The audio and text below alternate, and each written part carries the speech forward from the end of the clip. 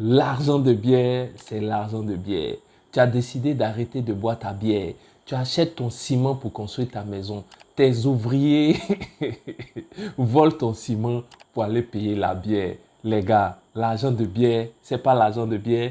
Dans cette vidéo, je vous explique comment vous protéger du vol sur les chantiers, qui est une plaie aujourd'hui en Côte d'Ivoire. Quand vous lancez un chantier, sachez que les vols sur le chantier peuvent représenter jusqu'à 20% de votre budget perdu. Restez jusqu'à la fin de cette vidéo afin de découvrir comment se sécuriser, comment faire en sorte de ne pas se faire voler sur son chantier et protéger ses biens. Vous savez, le vol sur les chantiers peut représenter jusqu'à 20% de votre investissement immobilier. C'est énorme. Imaginez-vous, vous avez 50 millions comme budget et que vous perdez 20%. Ça fait 10 millions que vous perdez si vous ne faites pas attention, si vous ne mettez pas en place ces différentes mesures-là afin de pouvoir protéger votre chantier et protéger votre investissement. Bonjour à tous.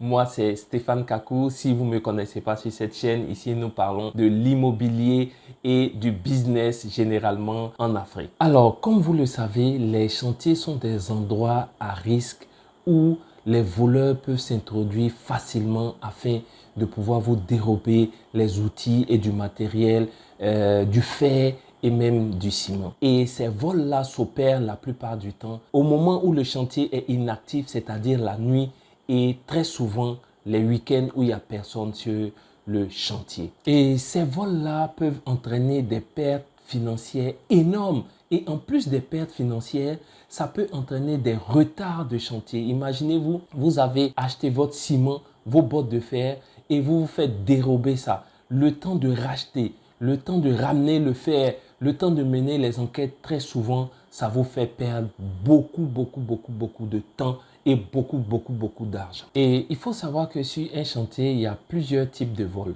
Vous avez les vols des outils, c'est-à-dire les outils pratiques, les scies, les seaux que vous achetez, les pelles, les brouettes et tout ça. Ça, c'est du matériel qui est sujet fréquemment à vol parce que c'est utilisé sur tous les chantiers. Et donc, imaginez-vous si on vous vole vos brouettes, si on vous vole vos seaux, si on vous vole vos pelles, déjà, ça fait déjà une perte financière. Et ce qu'il y a aussi, il y a le vol de matériel même de construction, c'est-à-dire le ciment, le fer, le sable et le gravier. Et nous avons vu ça se vole. Même les agglos, c'est-à-dire les briques, vous pouvez vous faire dérober toutes vos briques en une nuit par des voleurs qui arrivent avec une bâchée ou un camion et qui vous ramassent tout. On en a vu sur plusieurs chantiers.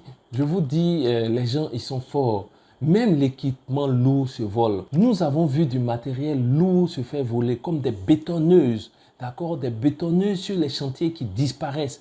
Et ça, on en voit tous les jours sur les chantiers. Il faut vraiment faire attention à ce type de vol-là. Dans la suite de cette vidéo, je vais vous montrer plusieurs astuces afin de pouvoir éviter de vous faire voler. Et si vous suivez ces astuces-là, je vous dis, vous ne vous ferez plus jamais voler sur votre chantier. Du moins, vous pouvez réduire de 90% les vols sur votre chantier. Et si ce sujet-là vous intéresse, n'oubliez pas de vous abonner, de nous lâcher un pouce bleu. Et je vous remercie infiniment de suivre Africa Business Success parce que vous êtes déjà plus de 5000 personnes qui suivent cette chaîne-là. Merci à vous. Et pour ceux qui veulent avoir une idée de leur projet immobilier, je vous ai mis en description de cette vidéo un devis au format Excel d'un gros œuvre qui peut vous aider éventuellement dans votre projet immobilier. Regardez en description de cette vidéo-là, téléchargez-le, c'est gratuit. Avant de commencer votre chantier, avant de commencer votre projet immobilier, je vous recommande de commencer par la clôture de votre terrain. C'est primordial. La plupart des personnes en Côte d'Ivoire commencent par mettre une baraque sur le chantier afin de faire l'installation du chantier. La baraque, c'est très bien si vous n'avez pas d'autres solutions, mais je peux vous dire que la baraque seule ne suffit pas à protéger votre chantier. Et la plupart des personnes que vous mettez sur votre chantier comme gardiens sont ces personnes-là même qui sont à la base des vols de votre chantier. Et qu'est-ce que vous devez faire avant même de faire la mise en place du chantier, avant même de faire l'implantation et de commencer les travaux. C'est de faire une clôture.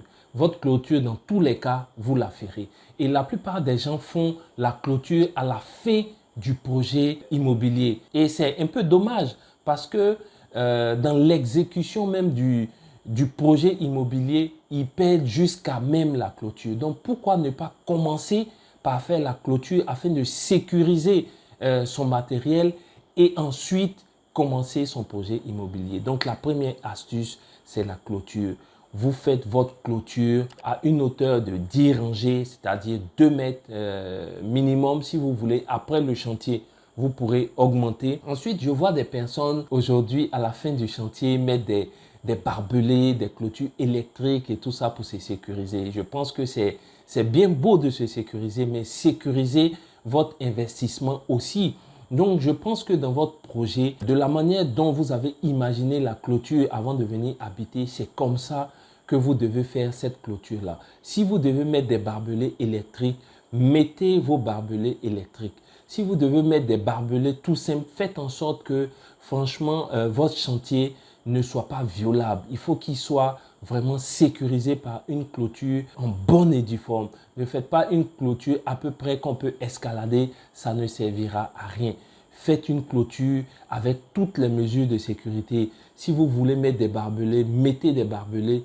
Faites en sorte que rien ne puisse sortir de votre chantier. Alors, si vous avez la chance que votre chantier se lance dans une zone déjà viabilisée, c'est-à-dire avec l'électricité, c'est tant mieux pour vous. De plus en plus, nous avons des caméras IP qui sont de plus en plus abordables à 30 000, 40 000, des packs même à 150 000 et tout ça.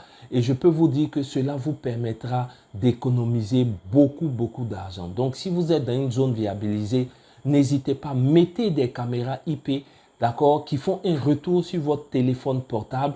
Et en ce moment-là, vous serez à même de surveiller vous-même votre chantier parce que les personnes que vous mettez sur votre chantier, très souvent, ce sont ces personnes-là même qui vous volent. Mettez des caméras de surveillance.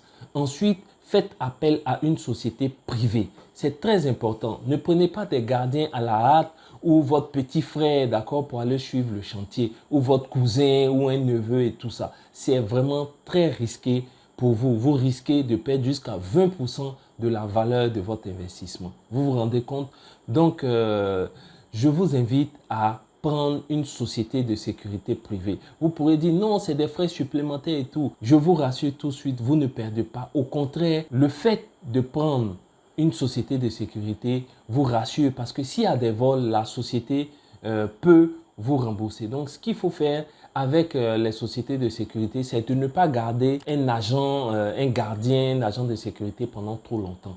Évitez parce qu'ils tissent des affinités, souvent les gardiens même des sociétés tissent des affinités avec ceux qui gèrent le chantier, avec des maçons et tout ça. Et ensemble, en complicité, ils arrivent à vous voler. Donc, si vous faites appel à une société de gardiennage, évitez que le gardien reste plus de 3 mois. Chaque 3 mois, demandez à ce qu'on change le gardien. Ça vous mettra à l'abri de beaucoup de choses. Autre astuce, il faut éclairer son chantier. Quand son chantier est dans l'obscurité et comme je vous l'ai dit, c'est vraiment la nuit et les week-ends que les vols se font le plus souvent. Donc, de grâce, éclairez votre chantier. Nous avons aujourd'hui de l'énergie solaire. Nous avons des lampadaires solaires qui sont disponibles un peu partout en Côte d'Ivoire et à Abidjan. Donc, si vous êtes dans une zone de construction où vous n'avez pas encore l'électricité, achetez des lampadaires solaires. N'hésitez pas à mettre les moyens dans les lampadaires solaires afin d'éclairer votre chantier. Car plus votre chantier sera éclairé, moins vous aurez de vols. Parce que les voleurs aiment l'obscurité, ils aiment le noir. Donc, éclairez votre chantier. Faites en sorte que votre chantier soit rayonnant de nuit, si je peux m'exprimer ainsi. Et cela vous évitera aussi beaucoup de vols et vous permettra de sécuriser toujours votre investissement. Alors, ce qu'il faut faire aussi, c'est vraiment d'organiser son chantier. Faites en sorte que votre chantier soit propre et bien organisé. Il faut que le matériel, le petit matériel soit bien rangé. Nous, ce qu'on fait sur nos chantiers, nous prenons de la peinture à huile et ensuite, on marque tout notre matériel. Ça veut dire, si nous avons des brouettes, on peint, on met des signes visibles comme des signes cachés afin de pouvoir confondre souvent des personnes qui volent notre matériel. Et souvent, quand vous faites un chantier, votre matériel ne va pas très loin, hein. Il est juste à côté chez le voisin ou à 2 pâtés de maison de votre chantier. Alors, les brouettes sont pratiquement les mêmes sur le marché. Et si vous avez acheté une brouette verte d'une certaine qualité et que vous voyez ça chez le voisin, il est très difficile de prouver que c'est la vôtre. Mais si vous avez retourné la brouette et vous avez pris de la peinture à huile et vous avez mis vos initiales, d'accord, dans un coin, un petit coin caché de la brouette, si vous voyez cette brouette-là sur un chantier et que vous la retournez, que vos initiales sont là, c'est indiscutable, c'est votre brouette. D'accord? Il n'y a pas de discours. Et là, vous attraperez votre voleur. Donc, rangez bien le matériel.